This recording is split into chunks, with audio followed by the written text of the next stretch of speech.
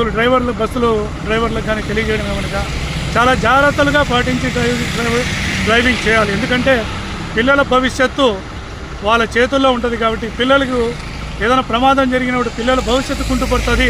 దాన్ని దృష్టిలో పెట్టుకొని పిల్లల సేఫ్టీ చాలా ఇంపార్టెంట్ అని డ్రైవింగ్ చేసేటప్పుడు నిర్లక్ష్యంగా డ్రైవింగ్ చేయడం కానీ, తాగి డ్రైవింగ్ చేయడం కానీ, సెల్ ఫోన్లో మాట్లాడుతూ డ్రైవింగ్ చేయడం కానీ చేయరాదు. అలాగే పిల్లలను ఎంత పరిమితి ఉంటే అంతవరకే మనము తీసుకెళ్ళాలి, ఎంతవరకు ఉంటే అంతవరకే తీసుకెళ్ళాలి, ఎక్కువ మందిని తీసుకెళ్ళకూడదు. ఎందుకంటే ఇబ్బందులు అవుతాయి కాబట్టి.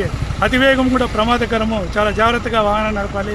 రోడ్డు భద్రతా సూచనలు పాటించాలి. ప్రమాదాలు నివారించే దాంట్లో ముఖ్యంగా ఈ స్కూలు పిల్లల తీసుకెళ్లే వాహనాలు చాలా ముఖ్య భూమికను పోషిస్తాయి కాబట్టి అందరూ కూడా జాగ్రత్తలు పాటించి ప్రమాదాలు జరగకుండా మన పిల్లల భవిష్యత్తును కాపాడాలని ముఖ్యంగా రవాణా శాఖ తరఫున అందరికీ కూడా స్కూల్ యాజమాన్యానికి, కాలేజ్ యాజమాన్యానికి సూచనలు తెలియజేయడం అనేది.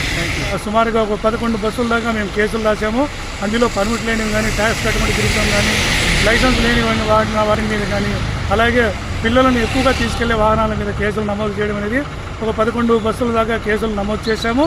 అలాగే 95,000 దాకా అపరాధ రుసుము విధించడం అనేది